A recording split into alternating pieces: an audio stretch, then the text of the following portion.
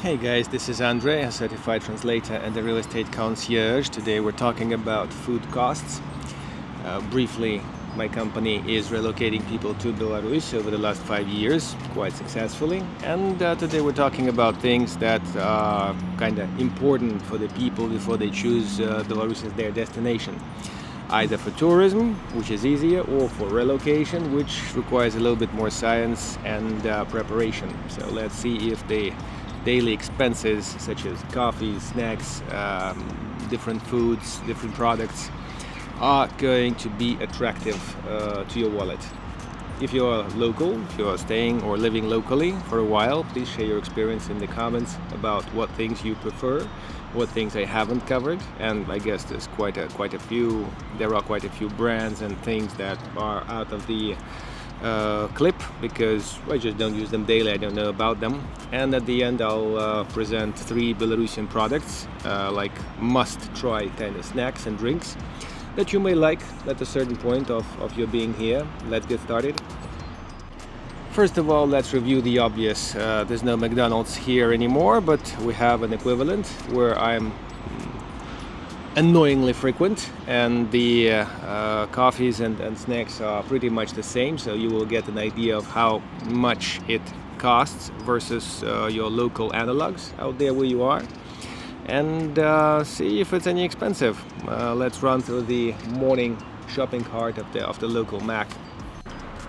On a recent visit, our president ordered to rename Americano. Here it comes in mid-size, and now it's called Our Coffee. And the choice for today is the chicken fresh roll. I guess it has a bit of omelette, cherry pie, and the potato peels, plus the drink. My card doesn't include any of the popular Macs or ice creams or other things because they're just not super healthy things. If we speak about this stuff generally, it's not healthy in general. But these 4 items are probably a good start to see if the pricing is any similar to your location or is it much cheaper. Of course, local salaries, about which we will film another clip, are completely different from where you are, most likely. So we will compare all these things and you'll see how expensive it may get. But secondly, the local salaries shouldn't trouble you much because you're not coming here to work at a local place, at a local office or something. Belarus is an ideal destination to spend your American salary, as we hear joke. At least since I was a kid, the joke was like that. So let's now take it to the food market, the favorite Komarovsky food market in the center, and see what are the prices for the fruits and vegetables, because now is high season and things are coming in, things are getting harvested, and you won't be disappointed.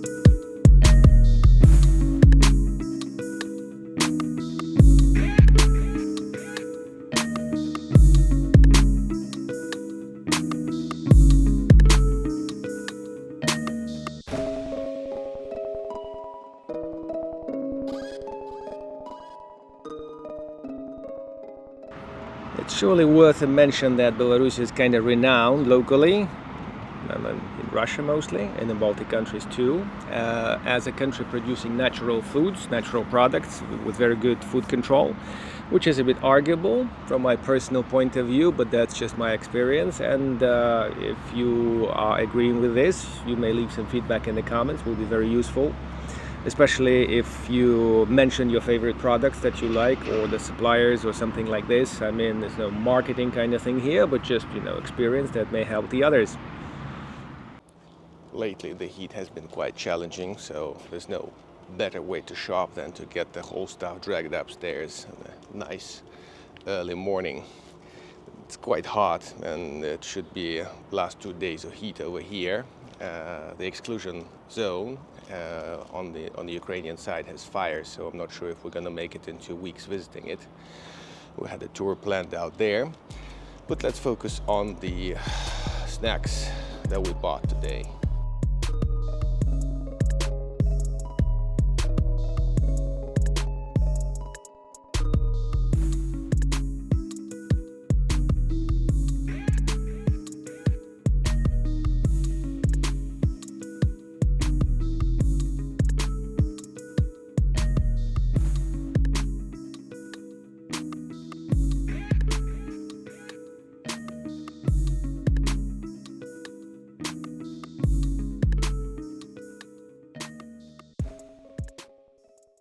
And like I promised, let's have a look at a few Belarusian products that are kind of unique to the country. They may be not unique to the area, like Russians may have their own analogs, but here they kind of taste better. I've had several Western travelers around here as we were traveling here and there and trying some of these things. They came up with local analogs in the country from where they are. And this may or may not be true. If you were here, you may comment down below if similar products exist at your place and how would you call these things. We will start with the drink called kvass. Here it is. The drink is named kvass. It's a very traditional old peasant drink. We may call it a peasant Coca-Cola for a joke's sake. It's not as sweet and kind of harmful as the above mentioned drink. And here people use it as a summer drink to work against the heat. Quite efficient. And you may or may not like it when it's a tapped version or bottled version. And almost all the people I asked who were traveling across the ex-Soviet countries were agreeing that local variety is kind of much better. The big snack is called zephyrs. They are equal to marshmallows somehow, and somehow they're different. They're very sweet, and the two of them with a cup of coffee will allow you to shift the dinner by a couple of hours. So it's a full, very calorie-rich, nice dessert thing over here. And something a fraction healthier, perhaps, could be one of these glazed bars. Cottage cheese bars, theoretically. I guess they have cottage cheese in the ingredients, and that makes one of the Belarusian desserts created by our dairy factories, according to them, but I'm sure that somewhere in the West they had this thing earlier, and you might or might not confirm this. As you see, Komarovsky Food Market just offers a different layout of products that you can find in different supermarkets around the whole country here. Euroopt, Corona, Соседи, all of them may have little differences. By the way, if you spot differences between these chains, please write in the comments.